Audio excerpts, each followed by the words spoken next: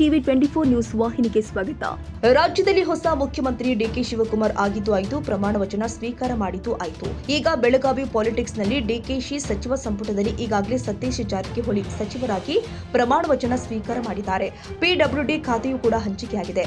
ಇನ್ನು ಸಚಿವ ಸಂಪುಟ ವಿಸ್ತರಣೆಯಲ್ಲಿ ಆದರಣೀಯ ಶಾಸಕ ಲಕ್ಷ್ಮಣ ಸವದಿ ಹಾಗೂ ರಾಮದುರ್ಗ ಶಾಸಕ ಅಶೋಕ್ ಪಟ್ಟಣ ಅವರು ಸಚಿವ ಸ್ಥಾನಕ್ಕಾಗಿ ಪ್ರಯತ್ನ ನಡೆಸಿದ್ದು, ಇದರ ಮುಂದುವರಿದ ಭಾಗವಾಗಿ ಈ ಹಿಂದೆ ಸಚಿವ ಸ್ಥಾನದ ಕುರಿತು ನಮ್ಮ ನ್ಯೂಸ್ ಸಮೂಹದ ರಾಜ್ಯ ಉಪಸಂಪಾದಕ ಬಸವರಾಜ್ ನಡೆಸಿದ ಸಂವಾದದಲ್ಲಿ ಇಬ್ಬರು ನಾಯಕರು ಅನಿಸಿಕೆ ವ್ಯಕ್ತಪಡಿಸಿರುವುದು, ಇಬ್ಬರಲ್ಲಿ ಒಬ್ಬರಿಗೆ ಸಚಿವ ಸ್ಥಾನ ಸಿಗುವುದೇ ಎಂಬುದನ್ನು ಕಾದು ನೋಡಬೇಕಾಗಿದೆ. ಸರ್, ವಿಶೇಷವಾಗಿ ತಾವು DCM ಪದವಿನೂ ಇದು ಮಾಡಿದ್ದೀರಾ, ಏನಾದ್ರು ಮುಂದೆ ಏನಾದ್ರು ಮತ್ತೆ ಸಚಿವ ಸ್ಥಾನ ಬರ್ಬೋದು ಅಥವಾ ಏನಾದ್ರು ಇನ್ನ ಪ್ರಮುಖ ಹುದ್ದೆ ಬರ್ಬೋದಾ? ನನಗೆ ಬಹಳ ದಿವಸದ ಹಿಂದೆನೇ ಮುಖ್ಯಮಂತ್ರಿಗಳು, ರಾಜ್ಯಾಧ್ಯಕ್ಷರು, ಕೇಂದ್ರದ ವರಿಷ್ಠರು ನನಗೆ ಅದೇ ಥರ ಹೇಳಿದ್ದಾರೆ. ಡಿಸೆಂಬರ್ಗೆ ನಿಮಗೆ ಶುಕ್ರ ದಿಶೆ ಇದೆ ಅಂತ ಹೇಳಿದ್ದಾರೆ. ನಾನು ಅದನ್ನು ನಿಮ್ಮ ಮುಂದೆ ಹೇಳಿದೆ.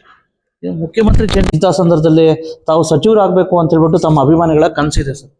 ನಾನು ಸಚಿವರು ಆಗಲೇಬೇಕು ಅಂತ ನನಗೂ ಕನಸಿದೆ. ನಮ್ಮ ಬೆಂಬಲಿಗರು ಕೂಡ ನಾನು ಭಾಳ ಸೀನಿಯರ್ ಇದ್ದೀನಿ. ಆದ್ದರಿಂದ ನಮ್ಮ ಬೆಂಬಲಿಗರು ಕೂಡ ಮಂತ್ರಿ ಆಗಲೇಬೇಕು ಅಂತ ಅವರು ಕೂಡ ಆಸೆ ಪಟ್ಟಿದ್ದಾರೆ.